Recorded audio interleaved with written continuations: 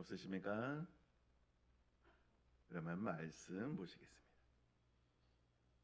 오늘 말씀은 야고보서 2장 14절에서 26절 말씀입니다. 앞에 있습니다. 우리 함께 큰 소리로 함께 읽겠습니다. 시작. 형제 자매 여러분, 누가 믿음이 있다고 말하면서도 행함이 없으면 무슨 소용이 있겠습니다. 그런 믿음이 그를 구원할 수 있겠습니까? 어떤 형제나 자매가 헐벗고 그날 먹을 것조차도 없는데 여러분 가운데서 누가 그들에게 말하기를 평안히 가서 물을 따뜻하게 하고 배부르게 먹으십시오 하면서 말만 하고 몸에 필요한 것을 주지 않는다고 하면 무슨 소용이 있겠습니까? 이와 같이 믿음의 행함이 따르지 않으면 그 자체만으로 죽은 것입니다. 어떤 사람은 이렇게 말할 것입니다. 너에게는 믿음이 있고 나에게는 행함이 있다. 행함이 없는 너의 믿음을 나에게 보여라. 그리하면 나는 행함으로 나의 믿음을 너에게 보이겠다. 그대는 하나님께서 한 분이심을 믿고 있습니다. 잘하는 일입니다. 그런데 귀신들도 그렇게 믿고 떱니다. 아, 어리석은 사람이여, 그대는 행함이 없는 믿음은 쓸모가 없다는 것을 알고 싶습니까? 우리 조상 아브라함이 자기 아들 이삭을 제단에 바치고서 행함으로 의롭게 된 것이 아닙니까? 그대가 보는 대로 믿음이 그의 행함과 함께 작용을 한 것입니다. 그러므로 행함으로 믿음이 완전하게 되었습니다. 그래서 아브라함이 하나님을 믿으니 하나님께서 그것을 아브라함의 의로움으로 여기셨다고 한 성경 말씀이 이루어졌고 또 사람들이 그를 하나님의 벗이라고 불렀습니다. 여러분은 아는 대로 사람은 행함으로 의롭게 되는 것이지 믿음으로만 되는 것이 아닙니다. 라합도 정탐꾼을 접대하여 다른 길로 내보내서 행함으로 의롭게 된 것이 아닙니까? 영혼이 없는 몸이 죽은 것과 같이 행함이 없는 믿음은 죽은 것입니다. 아멘. 아멘.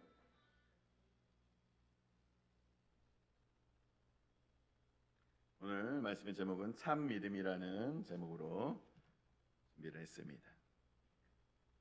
제가 예전에 교회 안 다닐 때요, 교회 다니는 사람들을 되게 싫어했어요. 왜냐면요, 제 친구도 하나 있었는데 고등학교 때 저를 교회도 데리고 갔었어요. 그래가지고 전도를 해가지고 갔는데 어떤 예쁜 여학생이 있나 해서 갔어요.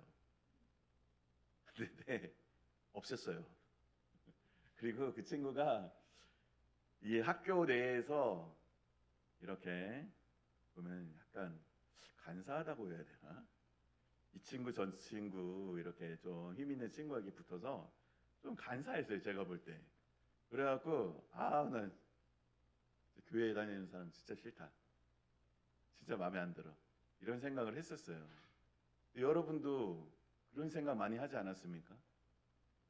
교회 다니는 사람들 보면 되게 뭐 엄청 뭔가 자기들끼리만 좀 높은 위치에 있는 것처럼 말하고 사람 괜히 무시하고 깔끔 떨고 그러고서 이렇게 다니는 거 보면은 교회 가는 게 안 믿고 싶어, 이런 생각을 많이 했어요.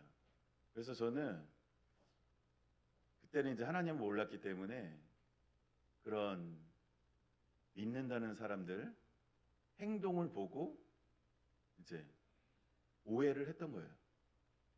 그래서 그런 사람들이 내가 낫겠다, 차라리 이런 생각을 했어요. 내가 낫지, 쟤보다 내가 더 착한데?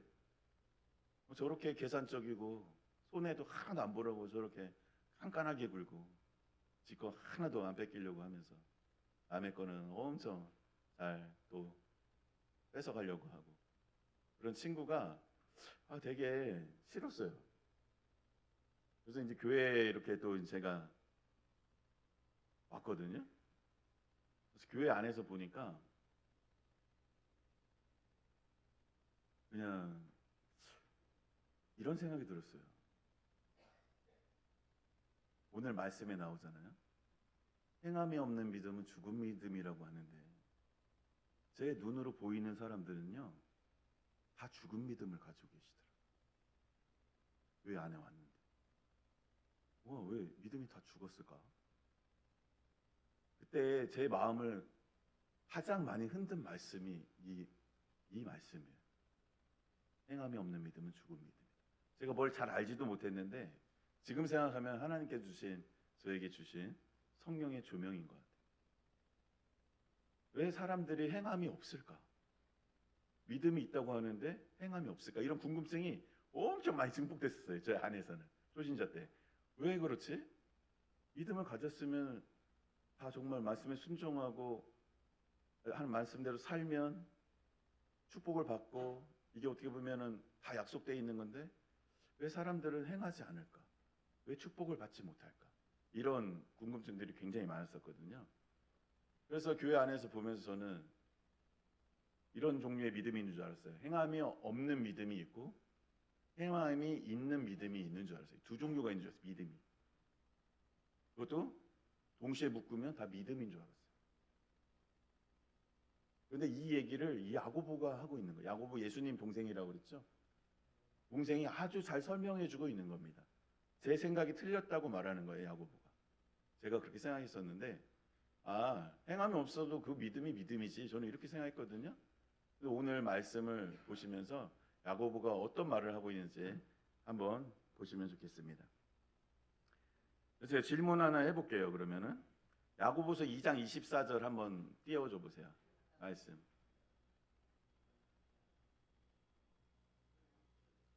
어머니 사랑합니다. 네, 자리에 앉아주세요. 여기 보세요. 한번 같이 읽어보겠습니다. 시작. 여러분이 아는 대로 사람은 행함으로 의롭게 되는 것이지 믿음으로만 되는 것이 아닙니다.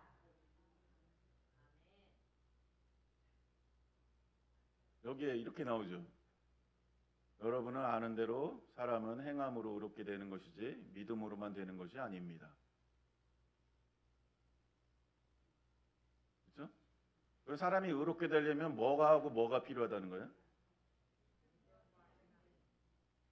믿음과 행함이 필요하다는 것처럼 보이잖아요. 그죠? 그죠? 그럼 의롭게 되는 것이라고 하면은 우리가 구원받는 거라고 생각할 수 있나요? 이 말을 보고 헷갈려요. 그죠? 이 말을 보면은 천국 가려면 잘 믿어야 되고 또 잘 행함도 있어야 된다는 것처럼 보이잖아요. 그렇죠? 그렇게 보입니까? 네. 그러면 세영아 말씀 에베소서 2장 8절 9절 밑에 띄워봐. 네, 같이 읽어보겠습니다. 시작. 이것은 여러분에게서 난 것이 아니요 하나님의 선물입니다. 행위에서 난 것이 아닙니다. 그러므로 아무도 자랑할 수 없습니다. 그러니까 아까 본 말씀하고 이 말씀이 부딪히는 것처럼 보이는 거예요. 그죠? 그래서 우리가 막 혼란이 옵니다. 천국 가려면은 잘 믿는 것뿐만 아니라 잘 믿고 믿음대로 살아서 행동으로 해야지 구원받을 수 있구나. 그런데 이 말씀 보면은 오직 믿음 하나만 있으면은 구원받는다는 얘기예요. 어느 게 맞습니까? 임정순 집사님, 어느 게 맞아요? 믿음 하나만으로 구원받는다. 1번. 믿음 플러스 행위가 있어야 된다. 2번.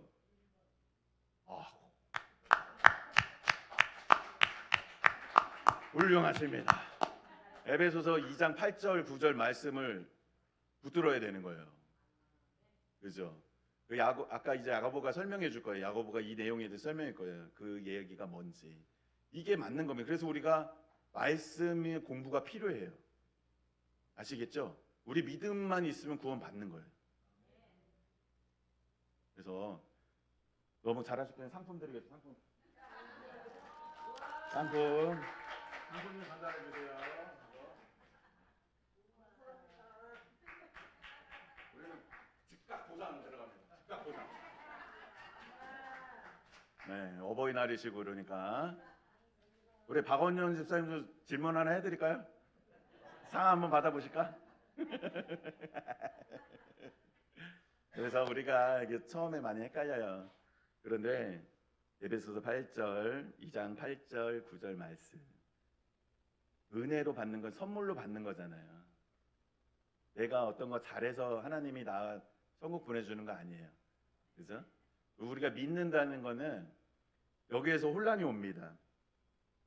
믿는다. 우리가 이렇게 얘기하니까 믿는 게 뭐지? 머릿속으로 신이 있구나. 이거 믿는 거구나. 이렇게 착각해요. 신이 있다고 믿는 거, 하나님이 있어. 그건 내가 인정해. 그게 믿음이 아닙니다. 구원 얻는 믿음은 그게 아니에요. 구원이 얻는 믿음은 뭐죠? 여기서 말하는 믿음은 영접하는 거 얘기해요. 아까 우리 영접했죠. 맞아들인 사람들, 그 이름을 믿는 사람들이 하나님의 자녀가 되는 특권이 있다고 그랬죠. 우리가 천국 가는 거는요, 내가 잘해서 가는 게 아니라 하나님의 자녀가 돼서 가는 거예요. 내가 자녀가 됐기 때문에 아빠 집에 가는 거예요, 그냥. 자녀가 돼서 가는 겁니다. 내가 뭘 열심히 해서 뭘 해서 가는 게 아니라 선물처럼 그냥 주시는 거 받는 거예요. 감사해요, 아버지. 나를 이렇게 구원해 주셔서 감사해요. 영접할 때 내가 마음의 문만 열면 되는 거예요. 그래서 예수님을 나한테 지금까지는 하나님 몰라서 내가 이렇게 살았는데요, 하나님이 내 인생의 주인으로 오십시오. 나를 다스려 주십시오. 이제 내가 주님 말씀대로 살겠습니다. 이렇게 영접하는 기도만 하면 와서 들어와서 사세요. 나랑 같이. 지금 여러분과 같이 살고 계시는 거예요. 그 영접한다는 것 자체가요, 아담과 하와가 죄 지어가지고 하나님이 처음에 우리에게, 하나님의 자녀들에게 준 이 특권이 있잖아요. 권세가 있죠. 모든 동물들이 이름을 짓는 지혜가 있죠. 그런 지혜와 권세, 다스릴 수 있는 능력, 그죠? 그런 것들이 영접하는 순간 영적으로 완전히 완벽하고 회복된다는 거예요. 놀라운 것은 하나님 우리 안에 오기 때문에 이제 우리 안에 천국이 열립니다. 천국이 시작돼요. 내 마음속에, 영 속에서. 영은 이미 회복됐어요. 악한 것들로 우리 영을 건들 수 없습니다. 그래서 우리는 영접하는 순간 하나님의 자녀이기 때문에 천국 가는 겁니다. 네, 그것을 마음속에 깊이 새기셔야 됩니다. 그래서 야고보가 말하는 거는 어떤 말이냐면은, 믿는다, 이 말, 믿는다는 말을 우리가 이제 앞으로는 당신 믿으세요 이렇게 하지 말고 당신 영접하셨습니까? 이렇게 물어보세요. 그게 더 정확한 말이에요. 믿는다고 하니까 착각을 해요. 자꾸 머릿속으로 그냥 믿어 하면 믿는 건 줄 알아요. 이게 아니라 영접했냐 물어보세요. 영접해서 오셨으면은, 야고보 말하는 건 그거예요. 내 안에 하나님이 계시면은 하나님의 능력이 나타날 수밖에 없고, 하나님의 성품이 나타날 수밖에 없고, 그죠? 하나님의 지혜가 나타날 수밖에 없고, 이게 당연한 거라는 거예요. 믿는 사람들은 당연히 변화가 되고, 삶이 죄가 싫어지고, 이렇게 되는 거예요. 그게 당연한 결과라는 거예요. 그러니까 이게 구원의 조건이 아니라, 천국 가는 조건에 믿음 플러스 행위가 필요한 게 아니라, 믿잖아요. 다시 얘기할게요. 영접하잖아요. 그러면 이런 결과와 열매들이 나타날 수밖에 없다는 걸 얘기하는 겁니다. 행위가 나타날 수밖에 없어요. 그것을 이야기하는 겁니다. 야고보는 구원의 조건으로 얘기하는 게 아니라는 거예요. 아시겠죠? 그래서 이제 예수님이 우리 안에 오셔서 같이 먹고 살면요, 사람들 불쌍한 마음이 막 생겨요. 이렇게 보면, 사람들 보면, 헐벗고 굶주린 사람 보면 불쌍한 마음 막 생깁니다. 그래가지고 이주만 선교사님, 우리 선교사님이시잖아요. 그분은 보니까 예전에 러시아인가 어디 가가지고 기차 타고 가는데 북한 주민 만났대요. 북한 노동자잖아요. 자기 차고 있던 시계 다 끌어주잖아요, 그냥. 얼마 전에 사진 보니까 지나 휠체어 타고 가는 장애인 보는데 자기 옷 티셔츠 벗어서 주잖아요, 그냥. 그렇게 긍휼의 마음이 생길 수밖에 없습니다. 내 안에 하나님 계시기 때문에. 그죠? 그게 믿음이라는 것이에요. 어떤 지적인 동의로 내가 그냥 하나님 안다, 나 하나님 알아, 이게 믿음이 아니라는 것을 얘기하고 있습니다, 야고보가. 하나님 알아 하는 거는 누구랑 같다고 그래요? 귀신들도 다 안다는 거예요, 귀신들. 귀신들이 예수님 만났을 때 뭐라고 그래? 당신 하나님 아들이십니다. 이렇게 하잖아요, 귀신들이 만나자마자. 왜 나한테 오셨습니까? 이러면서 나 쫓아내지 말아달라고. 귀신들도 알아본다니까요, 예수님을. 그런데 우리도 알기만 하는 건 귀신들하고 똑같다는 얘기예요, 수준이. 그러면 귀신들은 뭘 안 해요? 하나님 말씀에 순종을 안 해요. 그죠? 행함이 없잖아요, 귀신들은. 그 얘기하고 있는 거예요. 우리가 알아요. 예수님 알아요. 하나님 알아요. 신 알아요. 이렇게 안다고 하는 게 믿음이 아니라는 겁니다. 그걸 안다고 착각하시면 안 돼요. 믿음이 아닙니다. 알고만 있는 지식은 믿음이 아니에요. 교회 안 다녀도요, 우리보다 성경 많이 빠삭하게 외우고 있는 사람 많아요. 성경 학자들도요, 믿지 않는 사람들도 많이 있어요. 줄줄줄 외요, 그냥 성경. 그런데 그분들이 영접하지 않았잖아요. 하나님의 이 긍휼함과 사랑과 이 용서와 이런 역사가, 능력과 이런 것들이 일어날까요, 그분들한테? 안 일어납니다. 하나님 알 수 없어요, 그분. 체험하지 못합니다. 그래서 여기서 야고보가 얘기하는 것은 이제 우리가 믿는다는 건 영접한 거고, 하나님이 나와 함께 살기 때문에 그런 함께 사는 증거들이 열매로 나타나는 그 행위가 표현되게 된다는 걸 얘기하고 있는 겁니다. 그래서 우리가 이 마음속에 새겨야 될 그 말씀은 뭐냐면요, 로마서 10장 9절 말씀인데, 당신이 만일 예수는 주님이라고 입으로 시인하고 하나님께서 그를 죽은 사람들 가운데서 살리신 것을 마음으로 믿으면 구원을 얻을 것입니다. 이렇게 되어 있습니다. 그래서 우리가 예수님을 주인으로 모셔드리는 거, 영접하는 거예요. 나의 주인이심, 내 인생을 이제 주님이 책임져 주세요. 이렇게 할 때 내 고민들, 내 자녀의 문제, 내 고난, 남편의 문제, 내 돈의 문제, 사업의 문제, 이런 게 이제 주님의 문제가 된다는 거예요. 내 주인이니까 주인이 책임져야지. 그죠? 옛날에 모슴 살아도 주인이 밥 주는 거지, 모슴이 밥 주는 게 아니잖아요. 그죠? 주인 거 같이 먹는 거 아니에요. 주인이 내려준단 말이에요. 그래서 우리가 평안할 수 있습니다. 모든 문제를 해결할 수 있는 능력을 가지신 분을 내가 같이 모시고 사는 거예요. 그럼 그분이 알아서 책임져 주신단 말입니다. 대신 우리가 해야 될 건 뭐죠? 그분 말씀에 순종하는 거예요. 그죠? 순종하면 모든 거 나머지는 다 책임져 주신다는 거예요. 그래서 우리가 이 말씀을 붙들고, 예수님이 유일하신, 죽었다 살아난 인간의 유일하신 분이잖아요. 그렇기 때문에 하나님이라고 믿는 거예요. 살아난 사람 없잖아요. 부처든 공자든 알라든 다 죽어서 그냥 무덤에 있잖아요, 지금. 살아나신 분은 예수님 뿐이십니다. 그래서 그 부활하신 것을 믿는 거예요. 부활하셔서 나타나셔서 올라가시면서 성령을 보내주겠다 약속하셨고, 지금 우리에게 성령으로 와 계십니다. 그래서 우리는 그것을 모두 체험할 수 있다고 하나님 약속하셨습니다. 그러니까 우리 머릿속에 있는 그냥 나 믿어 이게 아니라, 내 안에 있는 하나님 인정하고, 하나님 어떻게 할까요? 묻고, 항상 무슨 일을 결정할 때 하나님 이건 어떻게 할까요? 이거는 어떻게 할까요? 이렇게 물어보시면서 사시면 돼요. 아시겠죠? 하나님이 또 말씀하시는 대로, 감동 주는 대로, 평안히 주는 대로 결정하셔서 살아가시는 겁니다. 그게 진짜 믿음입니다. 그래서 오늘 이제 우리가 쉽게 이해하려면은 행동이 없는 믿음을 뭐라고 표현하면 좋을까 생각하다 보면, 우리가 누군가를 좋아하게 되잖아요. 저도 짝사랑이 있었어요.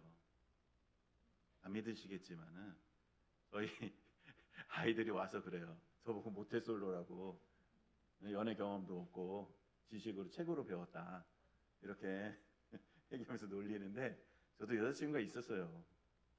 전에 초등학교 때도 좋아했던, 제가 혼자 좋아했지만 짝사랑이 있었습니다.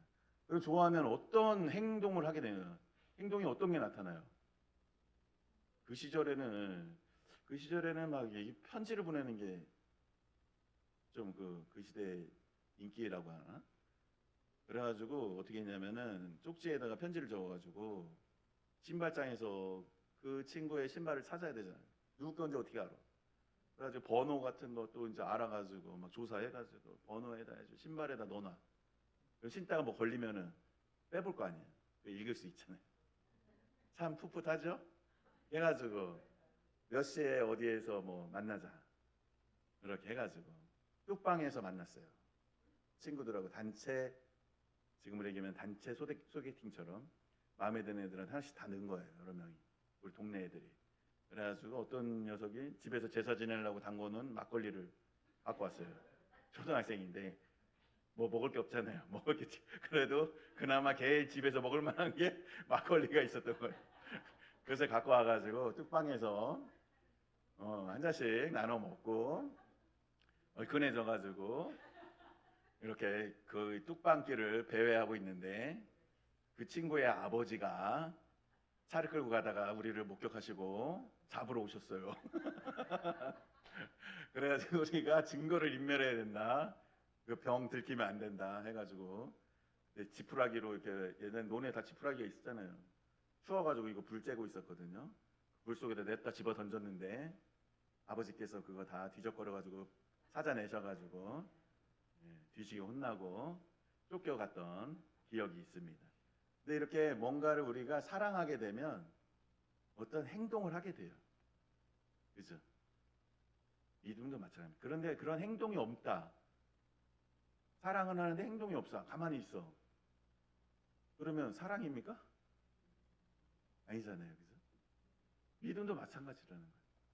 어떤 행함이 나타나지 않는 믿음은 믿음이 아니라는 거예요. 야고보가 얘기하는 게 자연스럽게 나타날 수밖에 없는 일이라는 겁니다. 그래서 우리가 옛날에 초등학교 때 난로 때잖아요. 난로 떼가지고 저도 아침마다 가서 왜 당번이 가가지고 옛날에 석탄, 조개탄도 받아오고 나무 장작도. 지금 이런 생각 하시는 분이 있을 것 같아요. 아니, 저 목사는 나이도 어린 것 같은데 어느 시대에 살다 온 거야?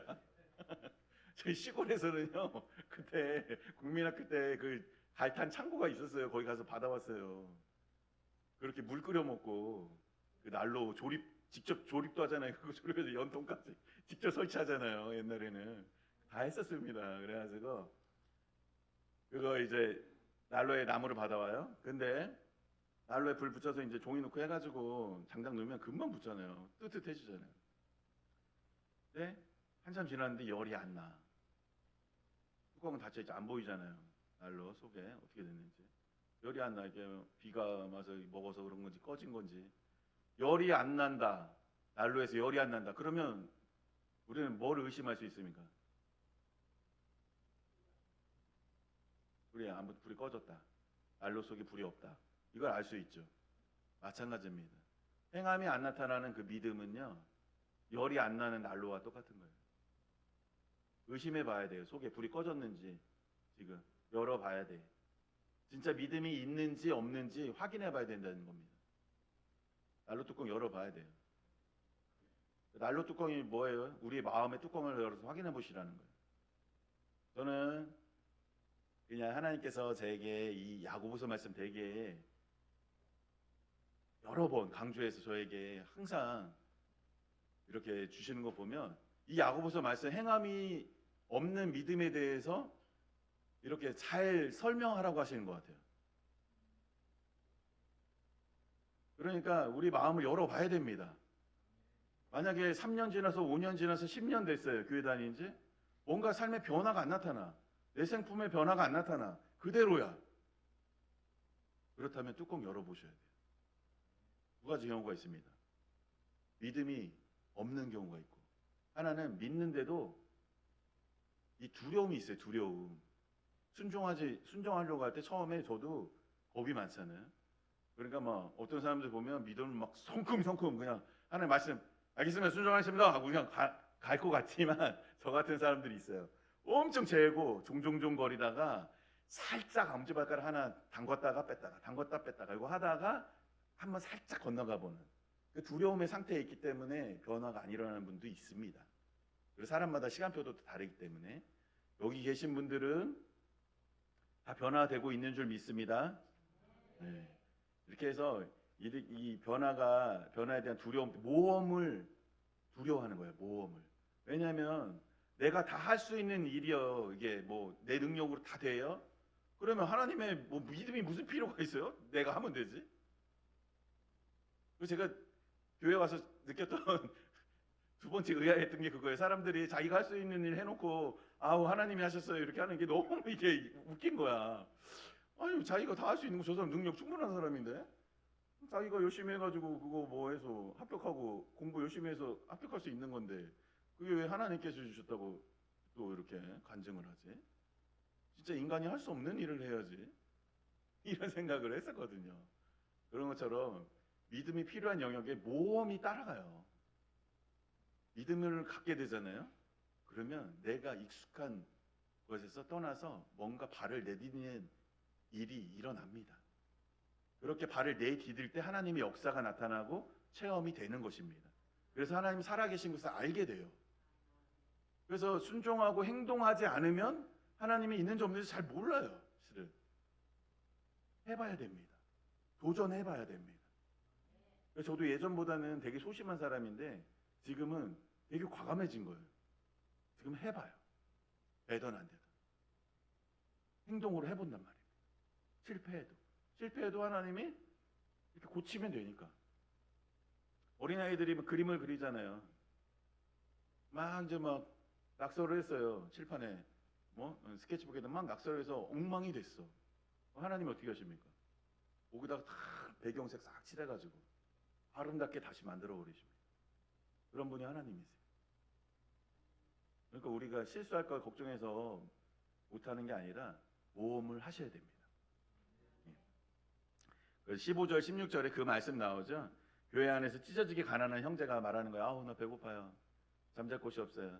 힘들어요. 이렇게 얘기하고 있는데 이렇게 얘기하는 거예요. 우리가 아 네 기도하겠습니다. 하나님이 도우실 겁니다. 네, 평안하세요. 우리 엄청 잘하지 않아요 이거? 야고보가 말하는 이 지적하는 사람들이 바로 우리예요. 배고파서 진짜 굶주려서 헐벗어서 지금 길바닥에 쓰러져 있는데 옷을 벗어 덮어주지 않고 그냥 보고 지나가면서 혀만 차면서 지나가는 그 모습이 야고보가 말하고 있는 겁니다. 진짜 믿음이 있으면 그렇게 할 수 없다는 거예요. 그게 죽은 믿음이라는 것입니다. 행동으로 하지 않는 믿음. 그래서 이제 아브라함과 이삭 이야기가 나옵니다. 이제 아브라함은 유대인의 믿음의 조상이라고 하는데요. 아브라함이라는 사람이 있어요. 김정수 집사님 들어보셨죠? 아브라함. 박원년 집사님 아브라함이라고 들어보셨죠? 유대인들 이거 예수 믿는 옛날에 하나님이 선택한 민족의 조상 이름이 아브라함이라는 사람이 있었어요 옛날에. 근데 하나님은 어느 날 나타나가지고 이 아브라함한테 지금으로 말하면 이란에 살고 있던 사람이에요. 이란에 살고 있었는데 저쪽 다른 나라로 가라고 명령을 한 거예요. 하나님이 나타나가지고. 그래가지고 이 사람이 간 거예요. 다른 나라로 갔어요. 하나님이 명령하니까 갔어. 갔는데 하나님이 이런 약속을 하는 거예요. 너를 통해서 자녀가 태어날 건데 그 자녀가 번성해가지고 하늘의 별처럼 많아지고 이 바다의 모래알처럼 많아지게 될 거다. 애가 없는데 그런 얘기를 약속을 하신 거예요. 그때 부인 나이가 90 부인이 90이에요. 그러니까 이 사람이 우리 같으면 안 믿었을 것 같은데 그죠? 아 하나님이 말했으니까 사람이 말한 게 아니잖아요. 아 하나님 하실 수 있겠다 믿은 거예요. 아 그래가지고 진짜 이제 뭐 폐경기도 되고 뭐 임신할 수 없는 인간으로서 임신할 수 없는 부인이 어느 날 임신해서 애가 나와요. 그 사람이 이름이 이삭이야. 이삭. 우리 저 벼이삭 줍는 그 이삭. 이삭이 태어난 거예요. 그래서 그 이삭을 이제 잘 키우면 되잖아. 그리고 얘가 장가가고 시집가서 번성하면은 자손이 번성해가지고 축복받으면은 응? 이제 약속한 게 이루어지는 거 아니에요? 이런 생각을 하고 있었어요. 그런데 어느 날 또 하나님이 딱 나타나더니 저쪽 산에 올라가가지고 장작 메고 가가지고 애를 잡아가지고 제물로 바치라는 거야. 하나님이 갑자기. 아 그러니까 이 사람이 생각했을 거 아니에요. 이 하나님의 음성이 맞나? 이렇게 잔인한가 하나님이? 왜 나한테 변덕스럽게 자손이 번성하게 한다고 해주더니 이번에는 자식을 죽이라고 하니까 얼마나 매정한 아버지를 만드는 거야. 이렇게 하면서 이걸 어떻게 받아들여야 돼? 이렇게 생각을 해요. 그런데 그 다음날 아브라함이 이삭을 지게에다 장작을 싣고 산에 끌고 올라가는 거야. 잡아 죽이려고. 제물로 바치기로 결정을 한 거예요. 이 아브라함이 무슨 생각으로 그렇게 했을까? 그죠? 그래가지고 이 장작을 쌓은 다음에 애를 꽁꽁 묶어가지고 장작 위에 올려놨어요. 이제 칼로 목을 따려고 칼을 딱 들으니까 어떤 일이 일어났냐? 갑자기 부르는 거야. 다급하게. 아브라함아, 멈춰라! 이렇게 하는 거예요. 하나님이. 내가 네 믿음을 봤으니까 멈추라는 거예요. 그래갖고 딱 보니까 염소가 나뭇가지에 걸려가지고 그 숯불에 걸려서 뿌리 걸려가지고 못 도망가는 애가 있는 거야. 걔를 제물로 바쳐라 하시는 거야. 하나님이 테스트 해본 거야. 테스트. 진짜 하나님 믿나 안 믿나. 근데 아브라함이 그렇게 믿음이 좋은 사람이란 얘기예요. 그렇게 하나님 말씀에 순종을 했다는 걸 얘기하는 거예요. 그게 진짜 행함이 있는 믿음이다. 이렇게 얘기하는 겁니다. 그래가지고 이 아브라함이 그때 무슨 생각을 했는지는 히브리서 11장 18절 19절에 나오는데 무슨 생각을 했냐면요. 아브라함 그때 어떻게 이게 하나님 음성인가? 막 혼란이 왔을 거 아니에요. 다른 이야기라니까 하나님이 이렇게 생각합니다. 여기 나오네요. 18절 한번 읽어볼까요?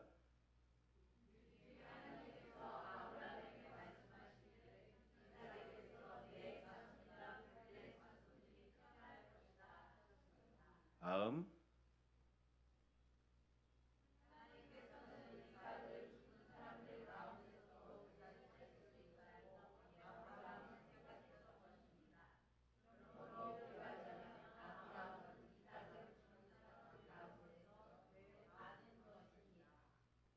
여기 아브라함이 무슨 생각했는지 나오죠. 아브라함은요 하나님을 신뢰한 거예요. 그래가지고 내 자식에게 한 약속 얘를 통해서 수많은 자손들이 나온다는 약속을 믿었고요. 그 말씀이 변화되지 않는다는 걸 믿고 있는 거예요. 하나님을. 그래서 만약에 내가 죽이면 하나님이 살리시겠지. 이 생각을 한 거야라는 거예요. 대단하죠? 그 믿음.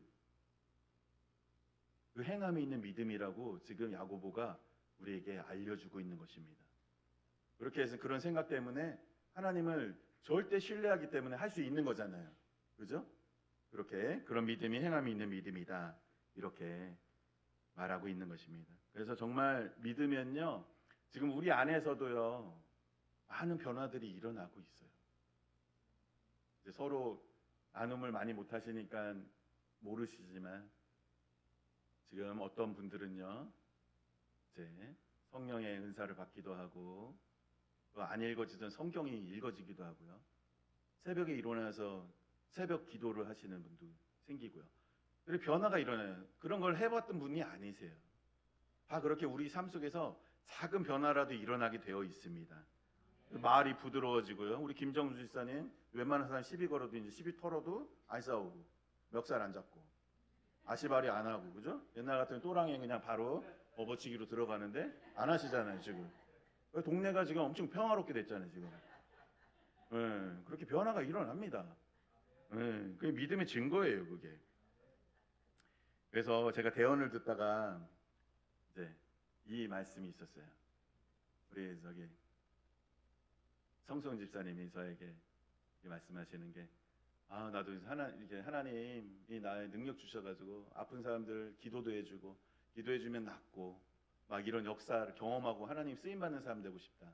저도 마찬가지 그런 꿈이 있었고 그랬거든요. 그래서 그 이야기를 하세요. 그런 치유자가 되고 하나님의 능력을 행사해서 귀신을 쫓아내는 능력을 행사할 수 있는 이 능력, 이런 것들을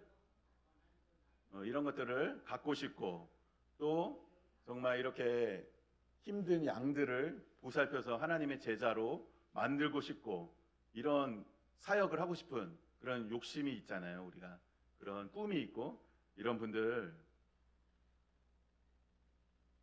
이렇게 얘기하면 대원에서, 그렇게 하고 싶니?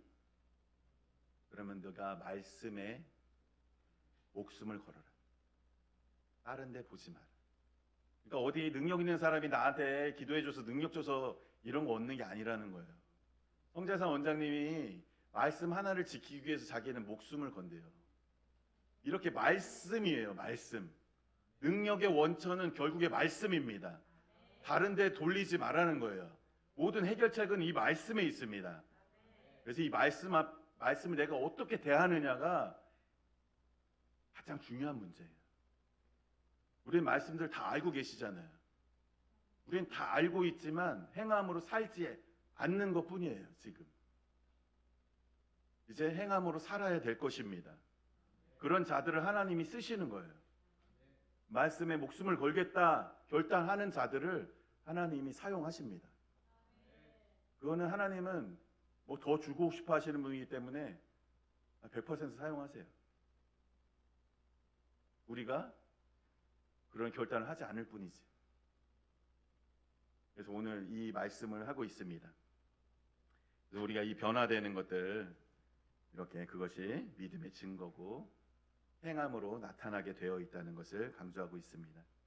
그래서 우리가 이제 사랑을 표현하는 것도 연습이 필요해요. 모험이 필요해요. 우리 이제 부부 사이에 우리도 이제 목장을 하고 이렇게 하면 나눔을 많이 하잖아요.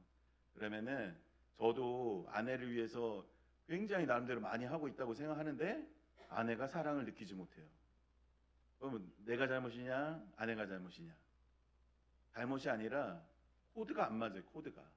원하는 코드가. 그죠? 사자는 고기가 맛있으니까 소한테 자꾸 고기를 잡아다 줘요. 곡물을 잡아다 주고. 소는 풀이 먹고 싶은데 자꾸 사자가 토끼 잡아다 준단 말이에요. 사랑해갖고. 그런 거예요. 그런 거. 그렇게 코드가 안 맞으면 안 된다는 겁니다. 제가 보니까 코드가 안 맞는 것 같아. 제가 잘 몰라요. 그거를. 되게 둔한 사람이기도 하고 그런 경험을 해본 적이 없어요. 촌에서 살아서. 그리고 옛날에 이 가부장적인 아버지께서 애정 표현하는 거 한 번도 본 적이 없기 때문에 어떻게 하는 건지도 몰라요. 그런데 이렇게 제가 이렇게 막 저는 열심히 뭐 도와준다고 제가 아침에 일어나가지고 아내는 잠자고 저는 나와가지고 어머니 깨워가지고 센터 보내요. 그러면 이제 청소기 한번 돌려 설거지 쌓여 있는 거 설거지해. 이제 잠에서 깰까봐 조심조심 한단 말이에요. 정리 싹 하고 이제 애 깨워가지고 애 학교 가서 보내. 이제 그렇게 해요. 그러면 제가 많은 일을 한다고 생각하잖아요. 그렇죠? 잘하죠? 좀 크게 좀 얘기해 주세요. 잘하죠? 네, 잘하죠? 근데 아내가 당신은 참 배려가 없는 사람이라고 그래요. 이상하다. 내가 생각 이상하다. 왜 그러지? 왜 이렇게 나름대로 이렇게 힘들게 나도 열심히 졸린데 일어나서 이렇게 하면은 좀 칭찬을 못 듣고 함사단 소리 들어야 될 건데 배려가 없는 사람이다 이렇게 얘기하는 거예요.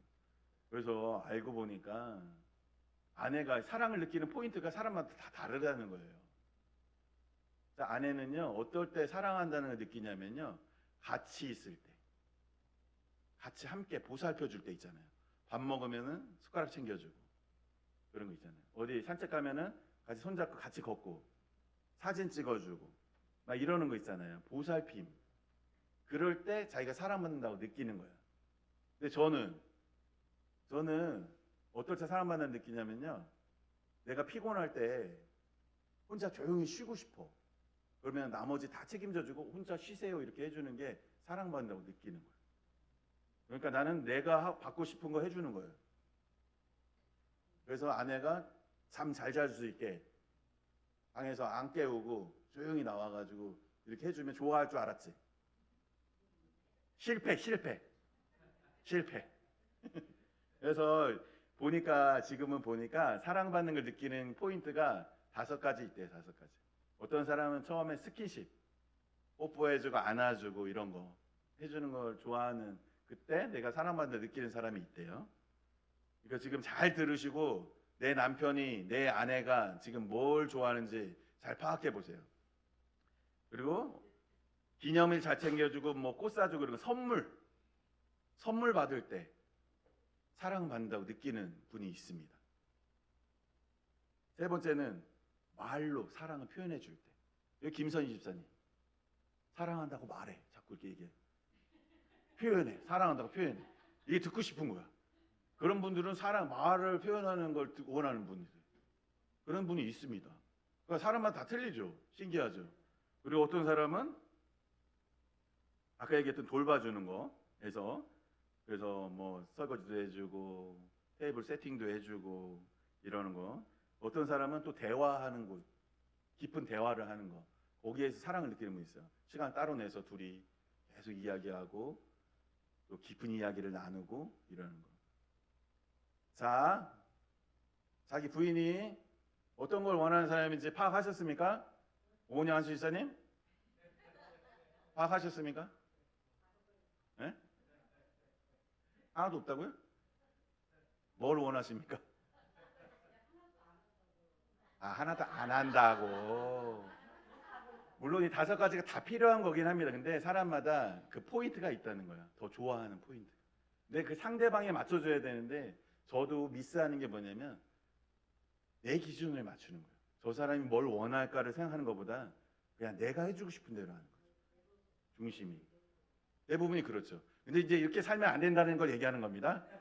네, 대부분이 그렇지만 우리는 그렇게 살면 안 된다. 이제부터는 상대방이 원하는 대로 해줘야 된다.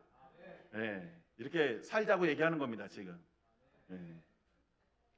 그래서 이제 저도 나름대로 이제 노력을 많이 합니다. 그래서 저는 배고픈 거 못 참거든요. 그래서 이제 막 아내가 퇴근 안 해도 배고프면 혼자 먹어요. 못 견뎌요. 못 참아요. 막 화나, 배고프면. 지금은 이제 참아보려고 그래요. 기다려서 같이 먹으려고. 밥 차려놓고 딱 오면은 숟가락만 뜨스시게 준비해놓고 내가 먼저 안 뜨고 참는 게 엄청 힘들어요. 저는 배고파서 빨리 먹고 싶거든. 그리고 안 먹은 척하고. 하나님의 지혜가 임합니다. 예, 진짜 믿음을 가지시면 하나님의 지혜가 임해요. 그 생각을 못했네. 이렇게 우리가 변화가 생깁니다. 상대방을 더 어떻게 하면은 편하게 해줄까? 어떻게 하면은 더 쉬게 해줄까? 출발이 상대방에서 시작돼요. 그게 사랑이에요. 그 사람이 원하는 걸 보게 됩니다. 그래서 우리가 이제 복 받고 싶으잖아요. 그죠? 복 받고 싶고 쓰임 받고 싶고 하나님께 쓰임 받고 싶고 우리가 천국에서 또 귀한 상급도 쌓고 싶고 이게 엄청 여러 가지가 해야 될 게 있는 것 같지만 결국에는요, 내 마음에 하나님이 내 마음을 얼마나, 그러니까 내가 말씀 앞에 얼마나 순종하냐가 무슨 의미냐면 하나님의 천국이 내 마음속에 점점점 커진다는 의미예요. 천국이 커진다는 의미는요, 그만큼 복도 많이 받는다는 의미예요. 복을 많이 받는다는 의미는 천국에 가면 집도 그만큼 크신 분이라는 뜻입니다. 그 의미는 성품이 주님의 성품 닮았다는 뜻이에요. 다 한 가지예요. 그 사람을 딱 보고요, 그분 성품을 보시면 저분 집이 천국에 얼마나 하겠구나 알 수 있는 것입니다. 모든 것이 다 하나입니다. 복 받는 비결도 하나입니다. 우리가 얼마나 이제 예수님이 우리 안에 오셔서 내 마음을 통치하기를 원하시는 만큼 내어드리고 말씀 앞에서 그것을 이제 순종하려고 얼마나 결단하느냐가 차이예요. 출발점은 똑같습니다. 목사나 평신도나 상급 받는 건 똑같은 출발선상에서 가는 거예요. 그래서 우리가 구원받은 것에 감사함으로 이제 감사함에 대한 보답으로 우리의 행위가 나오는 겁니다. 그래서 우리가 정말 사랑하고 용서하고 사셨으면 좋겠습니다. 그래서 우리가 이제 염려가 생기면요, 믿음이 있는 분이라면 내가 어떻게 해결할까 전전긍긍하지 마시고 기도를 하십시오. 하나님을 인정한다면 기도하세요. 기도 시간을 늘리세요. 하나님이 해결해 주십니다. 그것이 믿음이에요. 우리가 기도하지 않는 이유는 내가 할 수 있다고 생각하거나 하나님이 날 도울 수 없다고 생각하기 때문입니다. 하나님이 능력자이심을 믿으신다면 우리가 그런 기도하는 실천을 해야 됩니다. 그리고 예수님의 사랑을 우리가 믿는다면요, 다른 사람 사랑하려는 노력을 하게 될 거예요. 예수님이 나를 용서하신 것을 진짜 믿는다면요, 다른 사람을 용서하려고 노력하게 될 겁니다. 그리고 예수님이 나의 주인이심을 믿는 사람은요, 말씀에 순종하려고 노력하게 될 거예요. 그래서 믿음은 감출 수 없는 것입니다. 행함으로 다 나타나게 되어 있습니다. 그래서 그거 오늘 난로 뚜껑을 열듯이 지금 내 안에 믿음이 불이 꺼졌는지, 믿음이 있는지 없는지, 죽었는지 살았는지 확인해 보셔야 됩니다. 우리가 다 천국에서 만나야 되니까. 아시겠죠? 네. 그래서 예수님도 이 땅에 오셔서 예수님이 하신 걸 보면 우리 알잖아요. 우리를 얼마나 사랑하셨는지를 말로 야 사랑한다, 니네 사랑한다 이렇게 하신 게 아니에요. 와서 십자가에서 모든 피 쏟으시고 내가 이렇게 죽기까지 니들을 사랑한다, 이렇게 행동으로 보이신 사랑입니다.